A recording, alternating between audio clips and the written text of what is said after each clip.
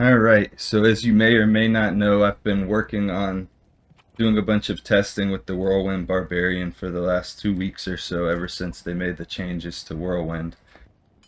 It's by far the best dual wielding. Two-hander's got the short end of the stick. Honestly, the best is probably dual grief, but then after dual grief, I think something like Breath of the Dying with maybe like a beast, or Breath of the Dying with probably Breath of the Dying with a Death F Berserker Axe. That way you're getting the combination of a lot of physical damage, actually higher top end than what you can get from Grief. But the average damage is going to be lower, obviously. But you're going to get all these really good stats like mana stolen, life stolen. Like I have a death, but it's in a Colossus sword. So it doesn't look as cool. But the way that I have this character set up, I actually have Blade Mastery and Axe Mastery both maxed. And you would think that this would actually hurt the build, but if you look at the skill tree for everything that I did with this character, the main attack's going to be Whirlwind. I put my 1 point in Berserk for the physical immunes. And then I maxed out Blade and Axe Mastery. And then I was still able to max out Battle Orders. So, I mean, when I go and do battle orders and everything, I'm gonna have a ton of health, like 4,000, almost 5,000 health. The good thing about the Death Colossus sword, it's gonna be better for like taking out bosses and stuff, everything like that. But for something like cows, I honestly think that Doom and the Berserker Axe is better. My reasoning for that is because with this particular build, I teleport into the middle of the crowd and I let my mercenary get hit. She's going to cast the amplified damage, and then I'm going to be whirling around doing a bunch of damage from this. All the enemies are going to be slowed down because of the Doom Berserker Axe. And then on top of that, the Arachnid's Mesh gives the slows target by 10%, which is really good. I got the dual wizard spikes on swap, so that combined with the Arachnid's Mesh, I'm going past the 105 breakpoint for FCR. So really, I don't need the belt. I threw it on there, honestly, because I wanted that slows target, which I could also get from Nosferatu's belt. But at the same time, I didn't want to lose that light radius because I like the light radius for when I'm farming to be able to see a little better. Sometimes some maps get a little dark. So that was my reasoning behind that. So yeah, this isn't the absolute max damage build. Obviously, like dual grief is going to be max damage, and then you could probably have G-Face and Gore Riders on. And because of those, you would be getting enough crushing blow to take out the bosses and everything too.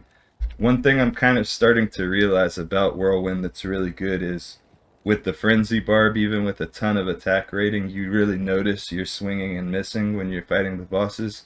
But because of how often the Whirlwind actually hits the enemies, you might be able to take out bosses faster with Whirlwind than you can with Frenzy. Frenzy feels a little bit safer, but at the same time, I think now after the changes to Whirlwind, with it being more controllable, it might be just the superior way to go. I'd probably run Breath of the Dying and Death if I'm doing boss runs, but this particular build right here is more than fine to do that. I could also do like Breath of the Dying with like Last Wish on the offhand, and that does really good. I've noticed Last Wish, it's cool on a Whirlwind Barbarian because you're not going to get your life tap procs constantly. So if you want to get the benefits of the really high crushing blow, the Might Aura, everything else, without also having those procs that are going to override your amp damage, it's actually not a bad choice. Plus you get the fade and everything like that. It's obviously a really expensive rune word, but this is the setup that I've been enjoying just because it's got a little novelty. It looks cool having an aura when you run around, honestly. Let's not lie. It's visually, aesthetically pleasing or whatever to run around with the aura. So yeah, let me show it. Where should I take it? I guess I'll go into cows really, because that's a good place to show the benefits the benefits of the Holy Freeze. And I'm going to try to make this just a live comm style video where I just, you know, just play how I normally would, go through the level. Maybe try to do it a little bit quicker for the sake of making sure the video is a decent length without being too long or whatever. 5 minutes in so far, so I'm definitely not going to do a full clear of cows. Now, Barbarian's not really a character that you're going to be farming cows with. You might do a cow run here or there with it, though. I mean, depending on how many characters you have, not everybody has like 1 or 2 of every single character in the game. I have like 1 of everything and then 2 barbarians, so Barbarian's pretty much my favorite. Well, actually, wait. I have 1 of everything, 2 barbarians, and 2 paladins, so those are my favorites, I guess. Just the different builds. I wanted to have a physical paladin and then a paladin that is more of like a caster.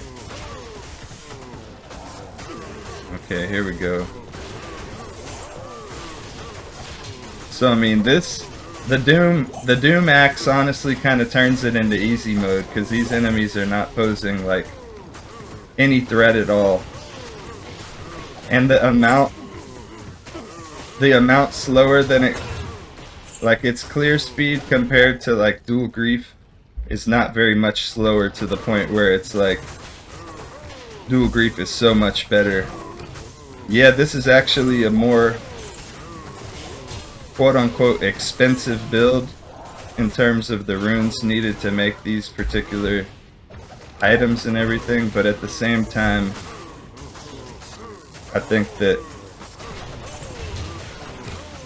if you like the build, then it's something that you can like. This survivability from this Holy Freeze is going to be nuts as you up the player count. As you up the player count, you probably would want to put some Gore Riders on, or some Goblin Toes instead of these. But these add a couple hundred damage just from having the War Traps, so I like them. I like that. I like to have that extra 50. I'll go over to Chaos Sanctuary in a second. I like to have that extra 50 magic find. The extra damage doesn't help. I mean, doesn't hurt. You know, I get enough crushing blow from the helmet, honestly. That 35 crushing blow, especially with the way that Whirlwind works. It feels like Whirlwind really puts out a lot of crushing blow. Let me think, is there any other major points that I wanted to make while talking? So I mean, you're gonna take out bosses and stuff like that faster if you have more crushing blow, but at the same time, on players 1, I think this is perfectly fine. I don't even know, honestly, if that little bit of extra damage that I'm getting is really clearing the crowds that much faster. But at the same time, 50 magic find in addition to this, in addition to the Enigma, you know, it doesn't hurt when you're later on in the match. When you're later on in your gameplay of playing this game, doesn't hurt to have a little extra magic find. You might be that much more likely, you know, to find some good items you could trade off and, you know, get some runes out of it. You know, you might find a Death's Web, you might find a Stormlash, you might find Crown of Ages, you might find, you know, a J-Mod. You might find a 5 NATO. There's no telling what you might find, so that little bit of magic find, even though you're not stacking it crazy like it's a magic find character, that little bit does actually help. Even getting things like random small charms, random grand charms to drop.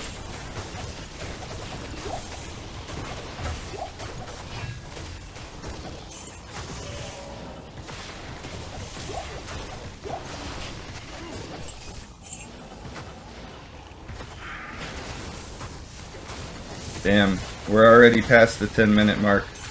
I'm not gonna do a full clear. If that's the case, I wanna make this video digestible.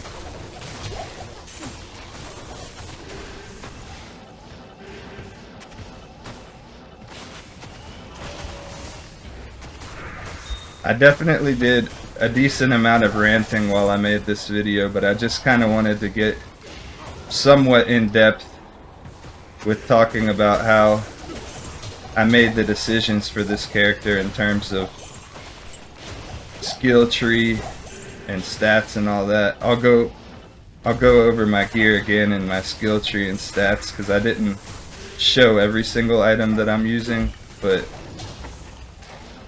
I feel like I've kind of explained my decision making with this build and the way that I've set the character up to be able to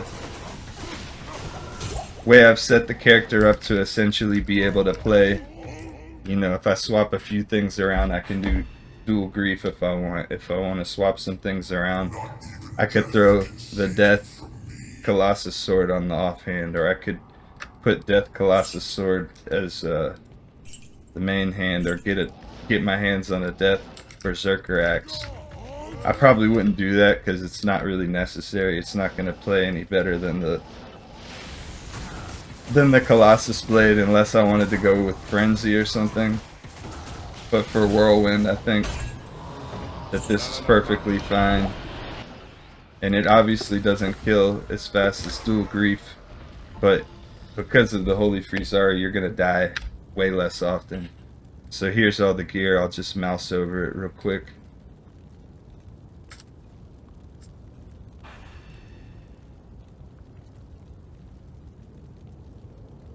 So a lot of max damage charms, a couple resistances and stuff like that. Then we got Vamp Gaze on the Mercenary for that life leech and the damage reduction. I was running Shaft Stop, but I actually like Treachery just because it keeps her alive more. And you get the damage reduction from that in addition to the reses once the Fade is procced, because sometimes when you're teleporting into the middle of packs and getting her hit to get that amp damage proc, she's gonna get hit by some monsters that could kill her, you know, if they're enchanted or whatever the case may be. So I feel like this is kind of like the best of all worlds in a sense. So yeah, everybody let me know what you think. Let me know if there's any gear you would swap out. You know, I could put a ring with some FCR. I actually found an FCR dual leech ring. I have it on my other Barbarian, but I found that yesterday, so I could throw that on and then give a different belt. The extra 10% slows target isn't necessarily needed. Like if I throw T-Gods on, I get an extra 100 health. So I mean, there's plenty of options that I could go with, but it definitely gets the job done. So without further ado, that's the end of the video. I'll catch y'all on the next one, and I appreciate you if you stuck around this far.